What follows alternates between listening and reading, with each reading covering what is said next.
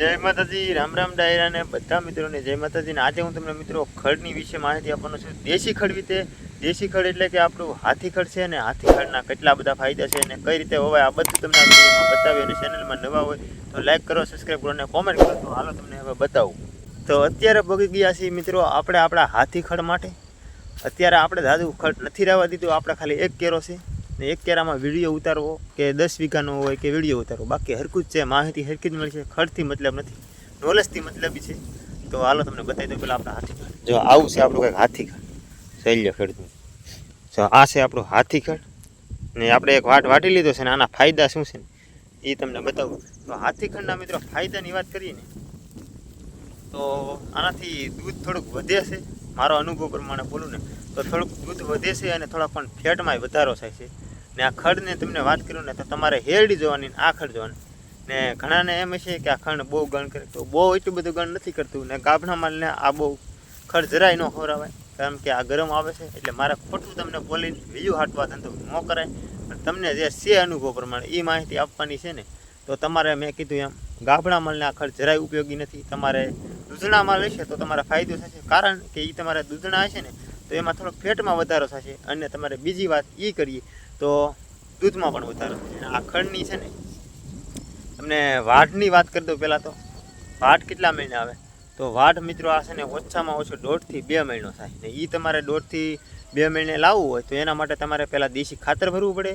દેશી ખાતર ભરીને પછી તમારે વાવવાનું, એ વાવ્યા પછી તમારે 15-20 દિવસનું થાય એટલે તમારે 1.5 વેત જેવડું થાય પછી તમારે ઉરિયા ખાતર નાખવું પડે તો એ તમારે વાટ ફટાફટ આવે, બાકી 4 મહિનો લાગી જાય ઓર્ગેનિક કરો તો એની પછી ગેરંટી આપણે આપી, કેમ કે એનો અનુભવ છે। એટલે અત્યારે છે ને આ ખડ આપણે 2 વાટ વાટેલા છે ને 3 મહિના જેવું થઈ ગયું છે, 1.5 મહિના એવું તમારે એક વાટ વાટી લો ને પછી તમારે એ વાટ આવતા એની જરાય વાર નહીં લાગે, પછી તમારે 15-20 દિવસ પછી તમારે વાઢ્યા બાદ એને ખાલી ખાતર નાખી દેવાનું છે ઉરિયા, એટલે તમારે તરત વાટ આવી જશે ને। વાને વાવવાની રીત કરું તો તમને પહેલાં તુંબડા બતાવવા કઈ રીતે તુંબડા થાય। તો જો અત્યારે આપણે વાટ લીધું પણ ભલે નાનું છે તો જો આવી રીતે એના કંઈક તુંબડા હોય, જુઓ આ ગાંઠ છે તો આવી રીતે જો આવી રીતે કંઈક તુંબડા ફેલાય। જો અત્યારે આપણે વાવીથી આ એક ગાંઠ પણ એની વાત કરીએ ને તો અત્યારે ફરતા ફૂલે છે, જો ફરતા ફૂટે છે ને એટલે હેરડીની ઘોડેની પણ હેરડી કરતાં વધારે ફૂટે। જુઓ 1 2 3 4 5 6 7 એક ગાંઠે મિત્રો 10-10 15-15 જેટલી ગાંઠ ફૂટે ને એટલે તમારે એના વાવવાની વાત કરીને તો તમારે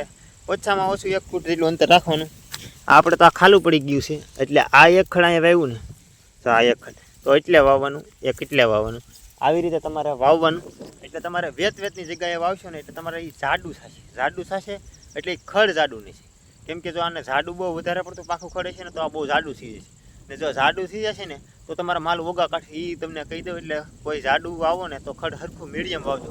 હાવ પાખું ન હોતા થોડુંક જાડું વાવજો એટલે હાવ આંગળી જેવું થાય ને એ તમારા માલ જરાય પણ ઓગા નહીં કાઢે ને આ ખડની મિત્રો કાંઈ એટલી બધી વાત કરી તો કોઈ નુકસાન નથી કરતું, ફાયદાકારક હશે। તો આ ખડ વાવજો અને આ ખડનું તમને વાવવાની કહી દઉં કેવું ખડ વાવવાનું। તો ખડ તમારે હંમેશા પીળું પડી ગયેલું, આના ખડ છે એ તમારે પકવવા માટે બીજું વધારે વાવવું હોય ને તેને તમારે પકવી દેવાનું, તમને એમ થાય કે હવે દાંડ પીળું પડી ગયું, આપણે કેમ ઓલું ઝાડ પીળી પડે એવી રીતે તમારા ખડ પીળું પડી દેવા દેવાનું અને એ પીળું પડી જાય ને પછી તમારે એને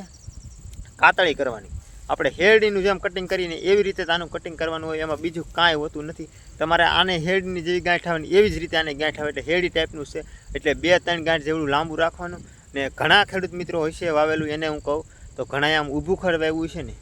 એ તમારે પહેલાં વાટવામાં બહુ કનેડે છે ને એ તમારે વાટવામાં ખેંચાઈ જાય ને બીજા ઘણા બધાને અનુભવ છે ને આડું વાવ્યું છે, જો આમ આડું વાવ્યું છે ને એને 5 થી 10 દિવસનો વધારે પડતો ઉગવામાં એટલો બધો નહીં, આમ તો 4 દિન જ ફેર પડે, ઓલું 7-8 દીએ કોળવા મળે તો આ 10 દિવસ